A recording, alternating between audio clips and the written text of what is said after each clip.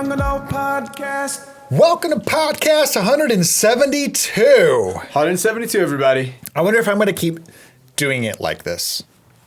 Welcome to podcast 5,336. That'll get long. I don't know if you noticed this. I don't even know if the viewers notice it because of the camera angle that we picked for the opening shot. But I always do the numbers on my fingers. I do know that. You do that. I wonder if anybody else has noticed that. I don't. And you just said 5,000 something. Man, that seems like a really big number. 5,536. Yes. I don't know. I mean, strange to think about. That is odd to think that you could just kept doing this. Right. You eventually would be on podcast 1,000. Yeah. But then you think about, I don't know, how old would I be at that point? Yeah. Which that's kind of sad to think about. Let's get into our picks. Let's get into our podcast. Let's get into the picks. Come on, guys. We're all got the W this week. My goodness, feels good. Feels good. Lions go out. It was weird because at the end of the game, the score was 34 or 35-24? No. Yeah, it was 35-24. I know we won by 12. I think maybe 36-24. Oh, it was 37 because we got the safety. That's right. I forgot about the safety. 24. 37-24. So, 10.5 point spread, and we beat them by 13. Yeah. So, yeah. But it felt like we should have beat them by even more. Well, at one point was it in the fourth quarter? We were winning 28-3. 28-3. Yeah.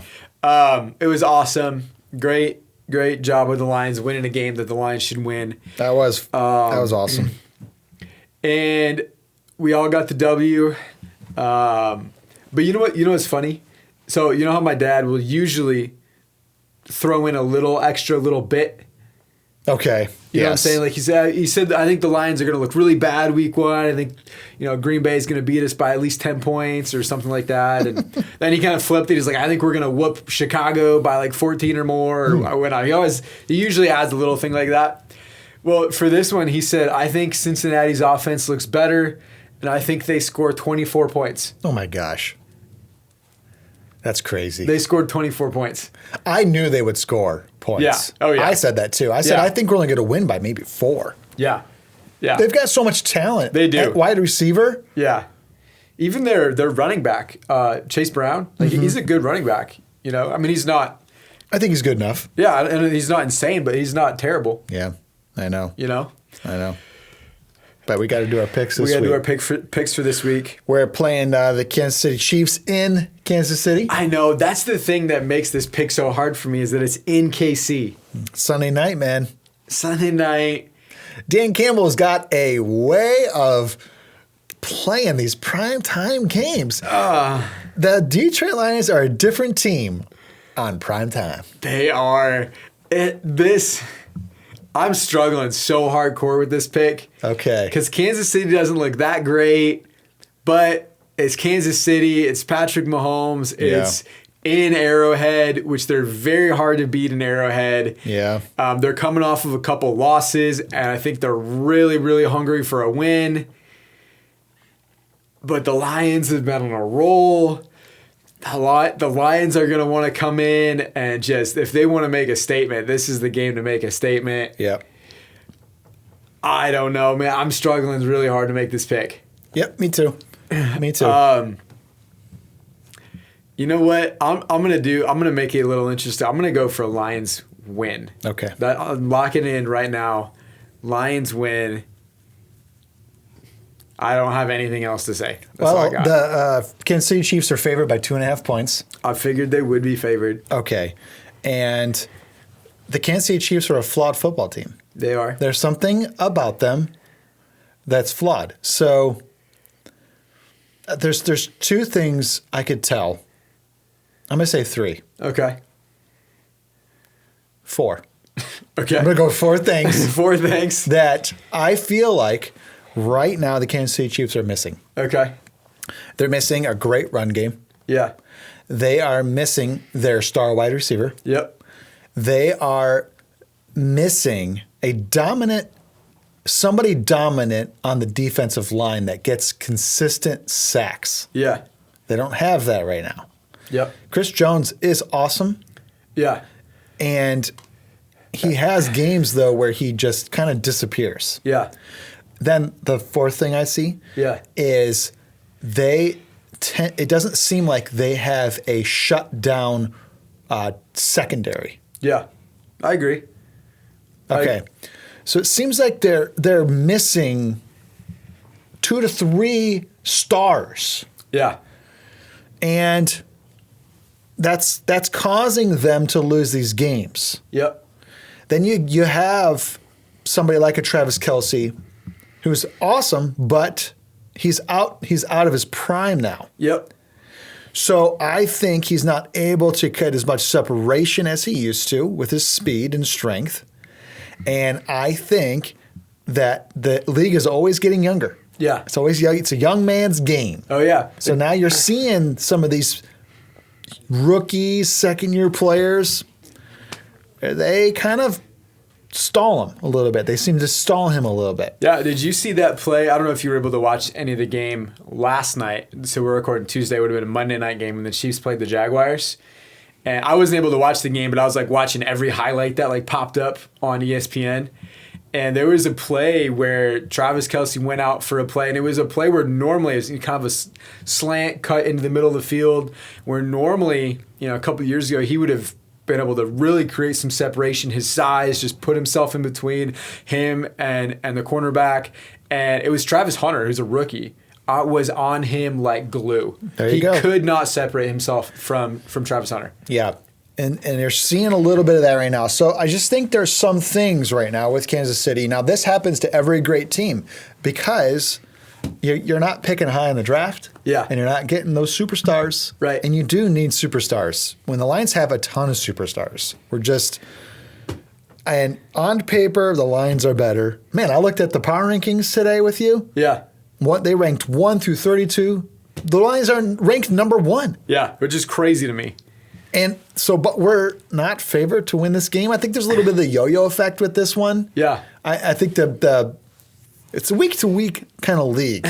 The Lions Yeah. might be ranked number 1, but you're running into Kansas City Chiefs on prime time, and they're mad. Yeah. So there's a little bit of that gets added into the spread, I think. Oh, yeah. Uh-huh. So anyway, I'm going to predict a Lions victory based on some of the things I said about the Chiefs, and Dan Campbell is different in primetime. He is. They're going to go for it on 4th down. Uh-huh. They're going to put the pressure on the Chiefs. They are just going to drag them further out, deeper and deeper. They're going to continue by the fourth quarter. They're going to continue to drag them out. And I think they're going to they're going to fade. I think the Chiefs will fade. Yeah. I think the Lions will win this game. I got a Lions victory. I don't have a score prediction, but I got a Lions victory. All right. Well, my dad, who normally gives us a little commentary, did not give us really any commentary. He just said he thinks it's going to be a Lions loss. Oh, really? And then he said, I hope I'm wrong. Yeah. Okay, so your dad's 5-0. He's 5-0. You're 3-2. I'm 3-2. Yep. This could help us gain ground on your Faja. Yeah. All right. I hope he's wrong too. Yeah. Oh, Yeah, yeah. I hope he's wrong. He hopes he's wrong. Oh, man, I got a Lions victory. Come on. All right. Let's get into the main topic All right, today. let's get into the topic. So we are about to head into a series with our youth ministry. And so I was doing some study this morning, getting ready for this idea.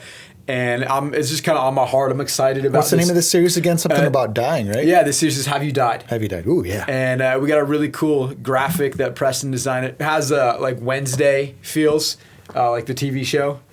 The scary show. Yeah. Or I don't know if it's scary. I've never seen it. Is it scary? It freaks me out. Oh, okay. It's like PG-13. My wife loves watching it, but it freaks me out. Okay.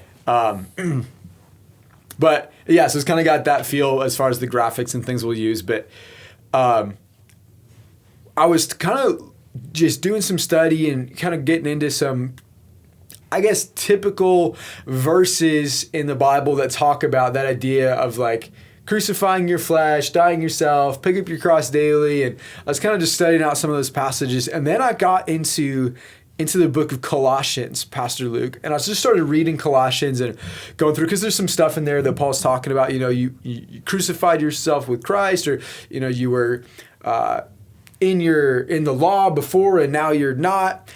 And I kind of started to see this pattern. And there's kind of one verse in Colossians, but it's really a pattern throughout the whole book where Paul gives this idea. And I wanted to get your thoughts on this. He gives this idea that being crucified with Christ actually brings freedom. So when you say your series is Have You Died, you are trying to convince the students, and of course anybody listening to the podcast today, to die. Yeah. Okay, so it's a good thing. It's a good thing. All right. And I was reading, and there was this one passage, I believe it's Colossians 3:20. And Paul's like, you've crucified yourself with Christ. And then he's like, you're no longer bound to the laws of this world. And he kind of goes over some really religious things, like don't eat this, you can't say that, don't work on this day. And he's like, and you're free from all of that. And I think reading that, I think flips a lot of religious ideas kind of upside down, kind of flips them on its head, that so many people that I've talked with, Pastor Luke, who think that if I'm going to die to myself, if I'm going to live for God, if I'm going to live, like a Christian, that I will be a slave to these religious duties. Sure. That I have to do X, Y, and Z to get God to be pleased with me. And Paul in that verse just totally flips that idea on his head. I like to say this. You've got to give up. Yeah. Give up everything. Everything you hold dear, give it up. Yeah. The best way to live our life is to let God run it. Yeah. Let God do it all. That's good. I like that. Yeah. How then do you make sure God is doing it all? It's more than, oh Lord, do this for me, do that for me, Yeah. blah, blah, blah, blah. We could be saying all the right things, but in our heart and mind, Yeah. we're not giving up anything to Him. Yeah. So think about right now, something that you hold precious and dear to you. If you're a student in school, it could be your reputation. Yeah. That's probably the one thing you hold most dear to you. Maybe Right. there could be something that your friends even, right? Yeah. Oh, yeah. Oh, these are my friends to the end. These are my ride or dies. Yeah. And anything that we just have this personal, internal mine. Yeah. Mine. Yeah. God has no control. Yeah. God's not running any of that. Yeah. You must give up control completely. So if your reputation means everything to you, that's a big red flag. Yeah. Give it over to God. Come on. Stop it. Stop Yeah. holding on to that. With parents, it's their children, it's their spouse. Come on.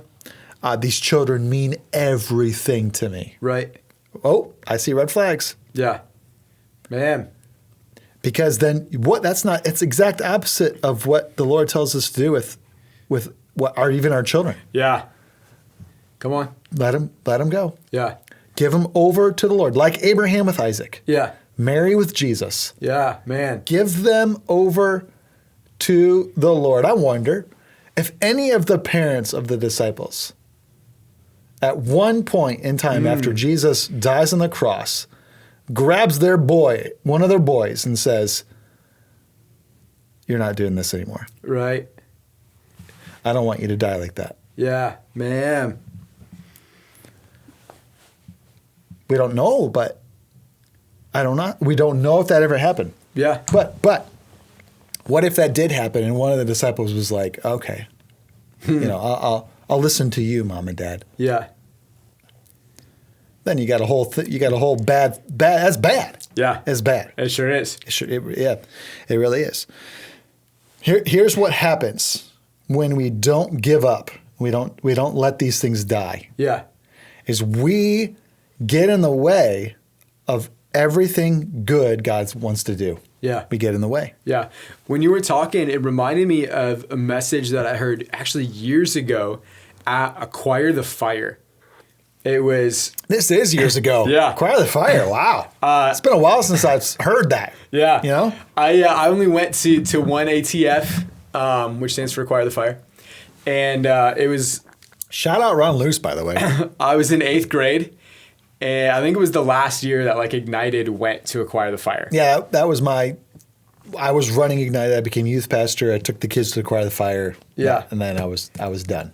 And I don't remember much of any of the messages, but I remember 2 things that the speaker said throughout the entire weekend, which I guess is pretty good for having it when I was in 8th grade. So I think that's pretty good, yeah. But one of the things that he talked about was this idea, and he said, imagine yourself on a set of monkey bars.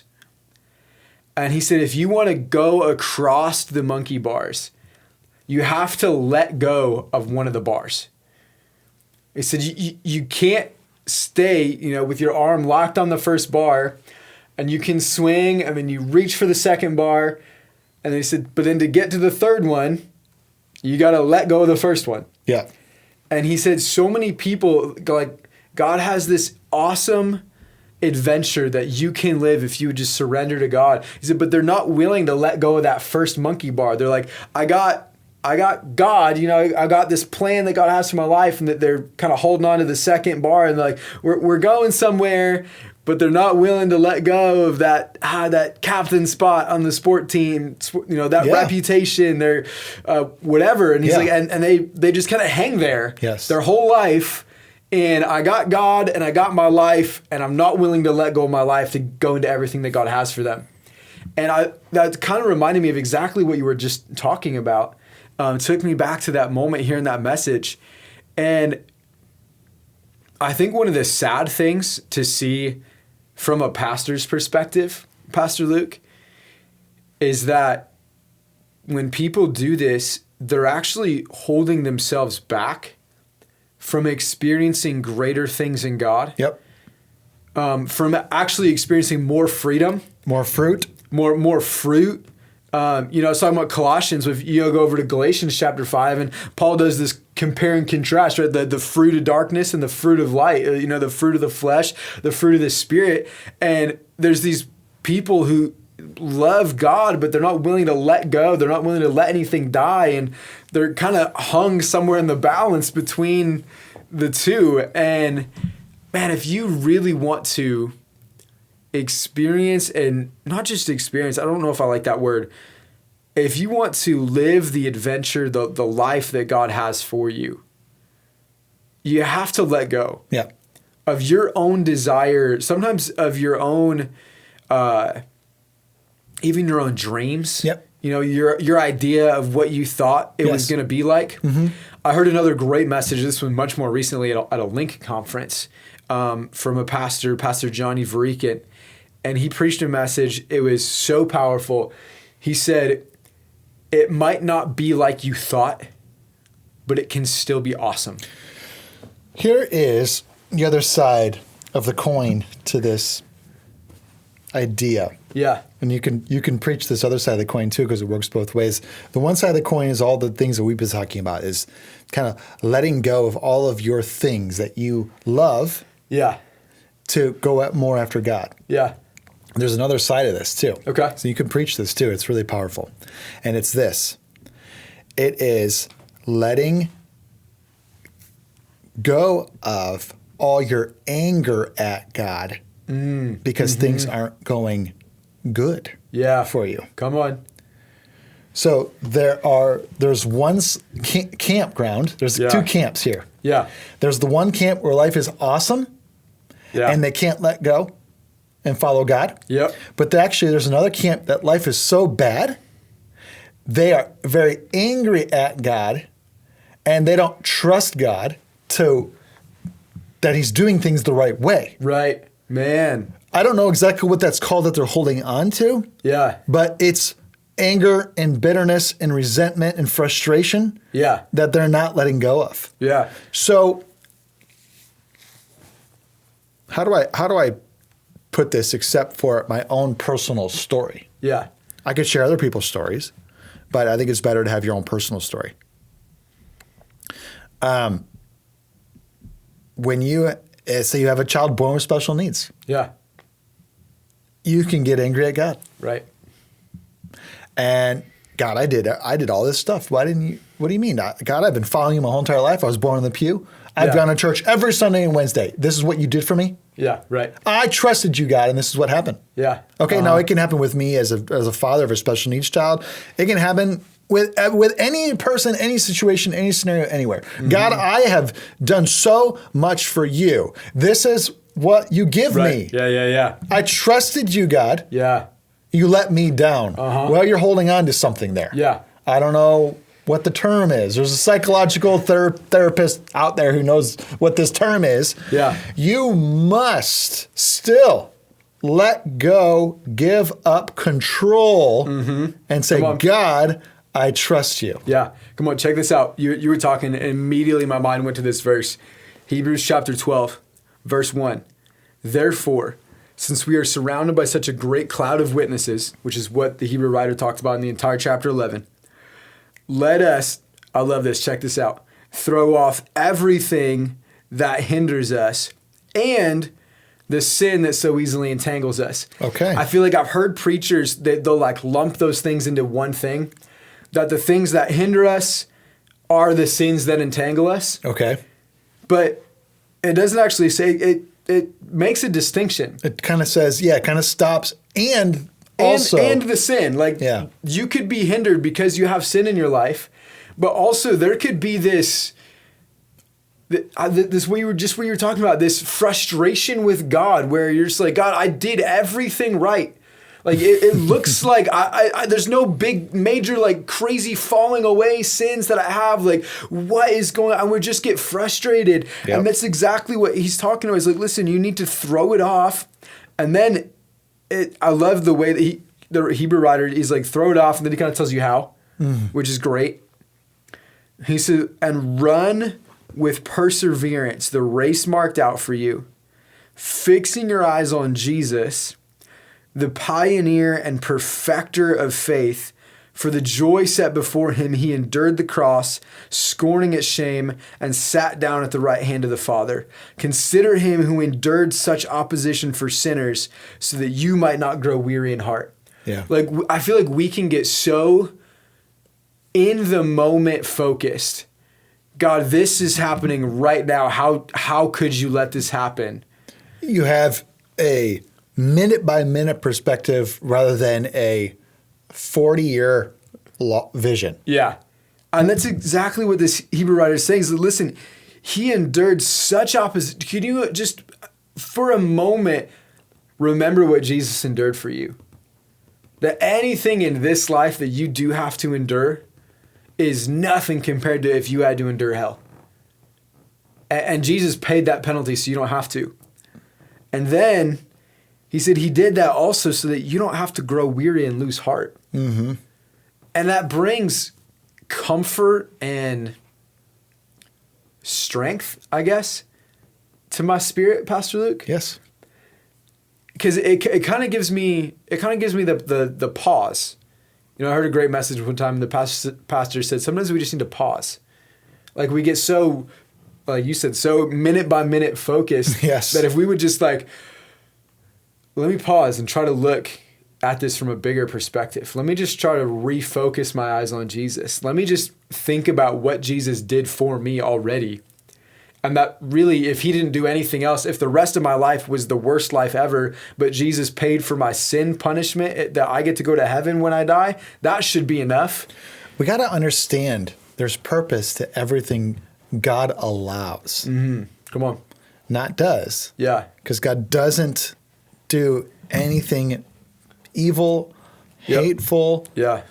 He doesn't do, he allows. Yeah. Things are allowed. Yep. And that's because of his greatest gift he's given mankind is free will. Yeah. That's his greatest expression of love. Come is on. free will Come on. for us. Mm-hmm.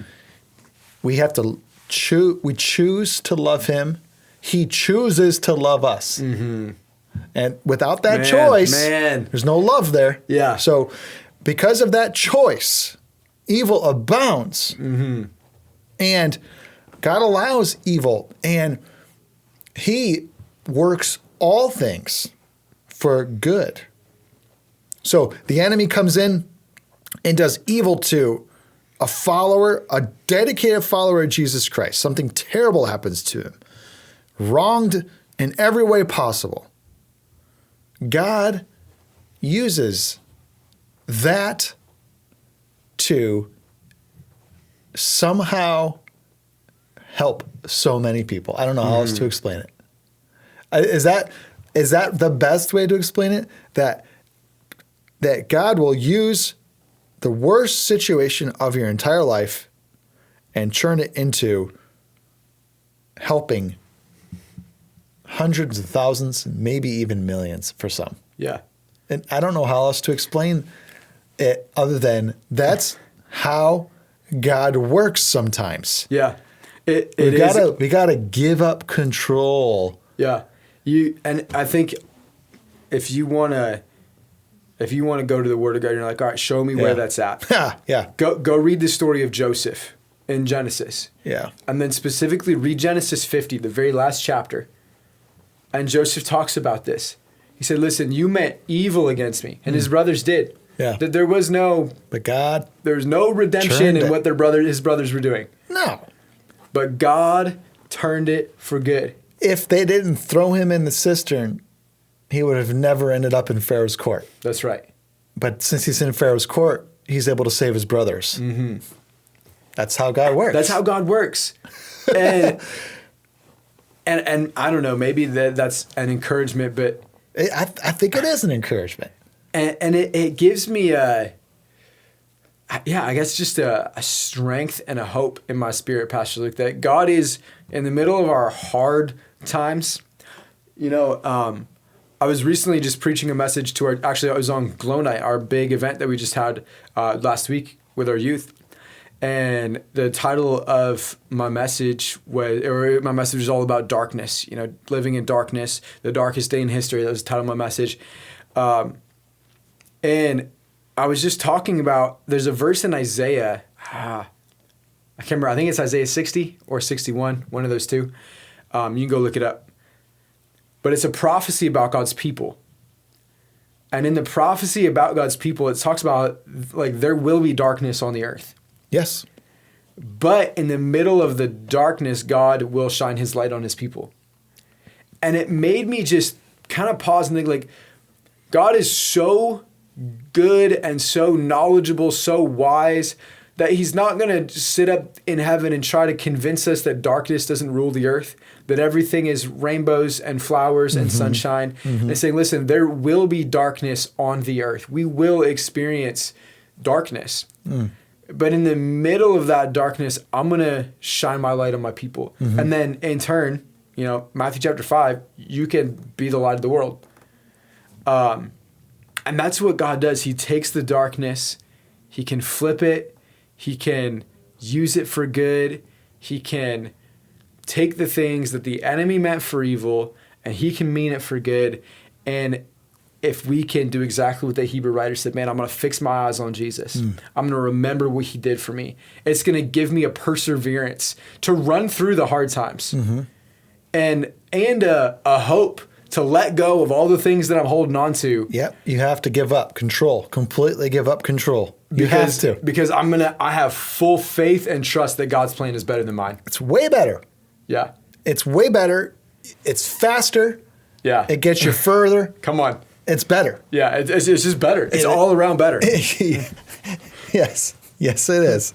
And God makes no mistakes. Come on. So you just, have you died yet? Are you like, right? Yeah. Have you died yet? Or it's time to give up? It's time to give up. Oh, man. I love it. All right, everybody. What was this podcast like? Oh, man. I don't know. It was like a... You got anything? What? You got one? I kind of have one. It's like this big piece of bread that's been baked on the inside is like vegetables and meat. Oh, it's like a big calzone. There you go. Oh, yeah. It's like this big, thick bread. Big loaf of bread, but man, on the inside is packed. It's packed. Oh yeah, that's good. Flaky and crispy and buttery. You want and garlicky I and want a calzone now. Parmesan cheese on it. Come on. Awesome. It's been great to be with you, audience. Bye. Catch you on the next one. Youth and Young Adult Podcast. Youth and Young Adult Podcast. Youth and Young Adult Podcast.